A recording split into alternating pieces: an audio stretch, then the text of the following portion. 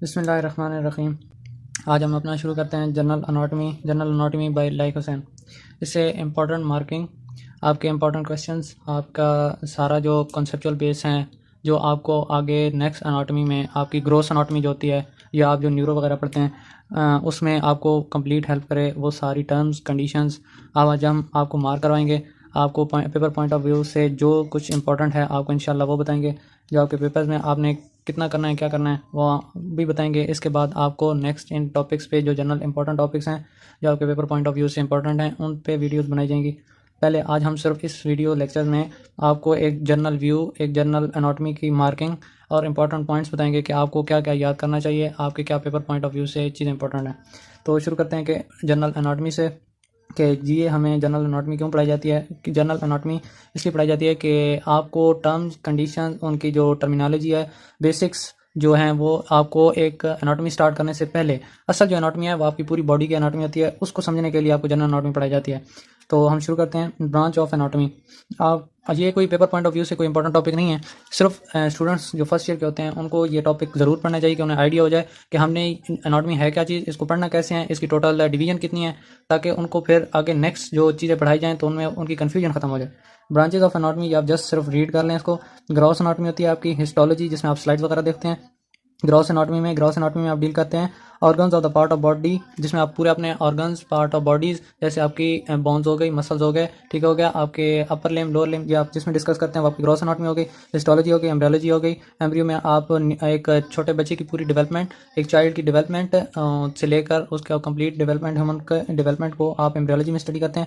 और neuro anatomy में ये आपको अलग अलग से सारे सब्जेक्ट्स पढ़ाए जाएंगे। ग्रॉस एनाटॉमी भी, हिस्टोलॉजी पढ़ाई जाएगी, एम्ब्रियो के पूरा अलग से बुक्स होंगी, और न्यूरो एनाटॉमी आप आगे नेक्स्ट ईयर्स में या सेकंड ईयर्स में या बाकी में जाके पढ़ेंगे। Study of brain is called neuro anatomy. Okay, तो हम अपने इंपॉर्टेंट चीज़ों की तरफ चलते हैं। रीजनल एनाटॉमी, ये आपको जस्ट रीड करनी चाहिए कि रीजनल एनाटॉमी जो हम जिसे मतलब पीछे ग्रॉस एनाटॉमी कह चुके हैं कि उसमें हमें क्या क्या इंपॉर्टेंट मिलेगा। उसको आपको अपर लिम्ब मिलेगा, लोअर लिम्ब मिलेगा, उसके अलावा आपको हेड नेक मिलेगी, थॉरैक्स मिलेगा, ट्रंक मिलेगा, ठीक है। ट्रंक कह लें या थॉरैक्स कह लें एक ही बात है। अपर लिम्ब में आपको मेन डिवीजन जो होती है, स्टूडेंट्स को पता ही नहीं होता कि अपर लिम्ब हम किसे कहते हैं या लोअर लिम्ब किसे कहते हैं। अपर लिम्ब जो आपका होता है वो arm, four arm and hand होते हैं।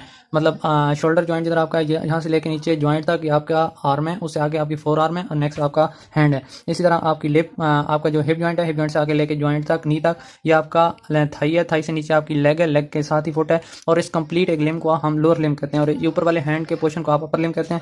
अपर लिम्ब में आपका बाकी सब कुछ भी आ जाता है। ओके, तो हम अपना अपना नेक्स्ट चैप्टर जो हमारे पेपर पॉइंट ऑफ व्यू से इंपॉर्टेंट है, काफ़ी इंपॉर्टेंट चैप्टर है, जो पीछे जनरल डिस्कशन थी ये इंपॉर्टेंट है पेपर पॉइंट ऑफ व्यू के साथ। प्लेन्स ऑफ बॉडी, ये आप अपनी बुक्स में मार्क कर लें, वेरी इंपॉर्टेंट टॉपिक है।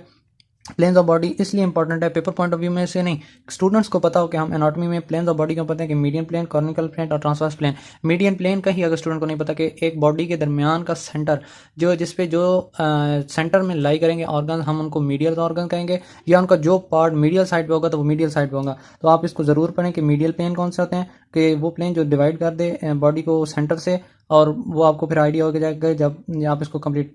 तो इसको आप सिर्फ अभी स्टार कर लें, मार्क कर लें, median plane, coronal plane, transverse plane. इसके बाद आपको एनाटॉमी की टर्मिनोलॉजीज, ये आपका टेबल बहुत ज़्यादा इंपॉर्टेंट है, एनाटॉमी में सबसे ज़्यादा ये यूज़ होता है। इस तरह आपकी एनाटॉमी जो ग्रॉस एनाटॉमी आगे आएगी जिसमें आप अपर लिम्ब लोअर लिम्ब पढ़ेंगे, उसमें कोई ये नहीं लिखा होगा कि ये चीज़ आपके फ्रंट पे पड़ी है या आपके बैक पे पड़ी है या आपके दाएं जाने पड़ी है, बाएं जाने पड़ी है, या राइट साइड या लेफ्ट साइड का, इस तरह नहीं होगा। उसमें टर्मिनोलॉजी यूज़ होंगी, interior, posterior, medial, lateral, superior, inferior, इस तरह करके आपकी ये चीज़ें यूज़ होंगी, और इनकी आगे मीनिंग्स, डेफिनेशंस लिखी हुई हैं कि हम इंटीरियर कैसे कहते हैं, पोस्टीरियर कहते हैं। ये सारे का सारा टेबल आपका बहुत ज़्यादा इंपॉर्टेंट है, इसे मार्क कर लें, ये आपको याद करना है। इसके बाद terms of movement very he important एक टॉपिक है। आपकी कोई भी बॉडी की मूवमेंट अगर आपने ग्रॉस एनाटॉमी समझनी है तो ये टॉपिक आपको ज़रूर करना है कि बॉडी की मूवमेंट किस साइड पे हो रही है। काइनेसोलॉजी डीपीटी के जो स्टूडेंट्स होते हैं उनके लिए ये बहुत ही इंपॉर्टेंट, काइनी को समझने के लिए ये आपका ये चैप्टर, ये वाला topic terms of movement, flexion, extension, आपके पूरी मूवमेंट्स जो हैं वो इसी टॉपिक में, अगर आपको बेसिक समझनी है तो ये टॉपिक ज़रूर करने हैं, इसको मार्क कर लें।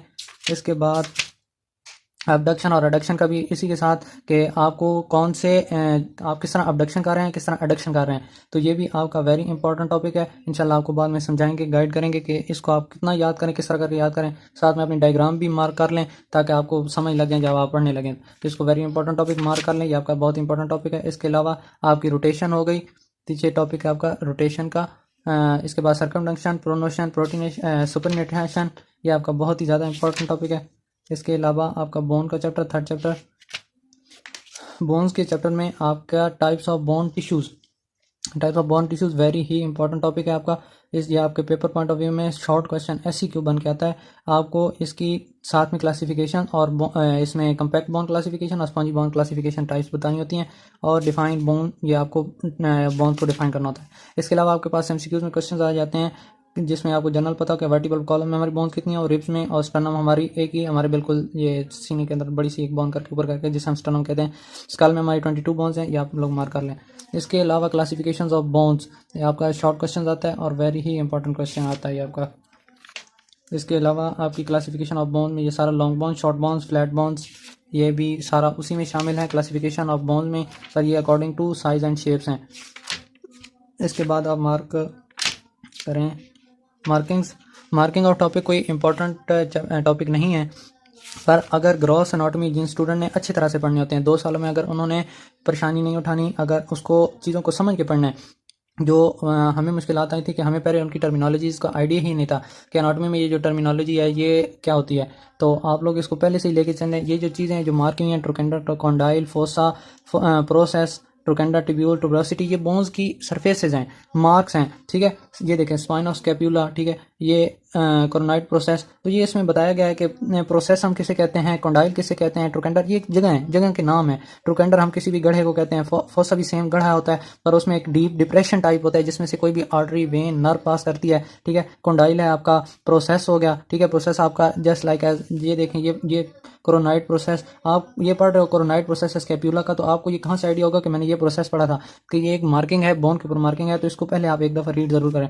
इस तरह आगे ट्यूबरोसिटी, ट्रोकेंडर, ये वाली आपकी चीज़ें हैं, ये आप लोग ये स्पेस से एक दफ़ा इसको रीड ज़रूर करें और एक दफ़ा मार्क कर लें। ये आपको आगे ग्रॉस एनाटॉमी सब में आएंगी और आपको उस वक्त ये परेशानी नहीं होगी कि हमने ये पहले की होती।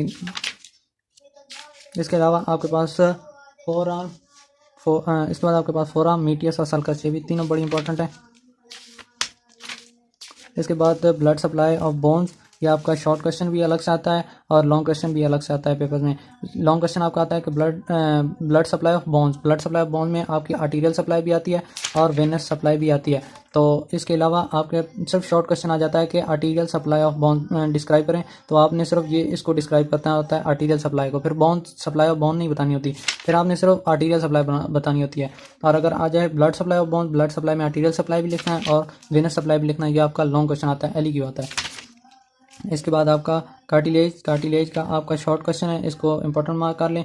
हाइलैंड कार्टिलेज की जो डिवीजन है, टाइप ऑफ कार्टिलेजेस, ये आपका शॉर्ट क्वेश्चन आता है, SCQ आता है, जिसमें आपको हाइलैंड कार्टिलेज, फिब्रो कार्टिलेज और इलास्टिक कार्टिलेज, इनका डेफिनेशन और इनकी थोड़ी सी डिस्ट्रीब्यूशन गाइड करनी होती है। इसके बाद आपको आ जाता है जॉइंट्स, चैप्टर नंबर 4। इसमें आपके जो जॉइंट्स की क्लासिफिकेशन है वो LQs में आती है। LQs में सिनाथ्रोसिस अलग से भी आ जाता है और डायाथ्रोसिस अलग से आ जाता है, या classification of joint short question सिर्फ आ जाता है जिसमें आपने सिनाथ्रोसिस की थोड़ी बहुत डेफिनेशन और डायाथ्रोसिस की डेफिनेशन बतानी होती है। इसके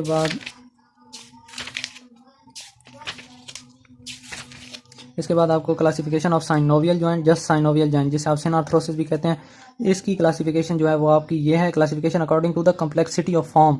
कम्प्लेक्सिटी ऑफ फॉर्म में अगर आपको क्वेश्चन आए कि साइनोवियल जॉइंट की क्लासिफिकेशन, तो वो आपकी simple joint, compact joint, complex joint, ये आपका शॉर्ट क्वेश्चन आता है। इसके अलावा आपकी classification according to shape of articular surface की, उनकी जुड़ाव, भाई साइनोवियल जॉइंट की अटैचमेंट करती होती हैं, वो आपका प्लेन जॉइंट हो सकता है, हिंज जॉइंट हो या पिवट जॉइंट, ये भी आपका शॉर्ट क्वेश्चन में बहुत ज़्यादा रिपीटेड क्वेश्चन है, ये आप इसको मार्क कर लें।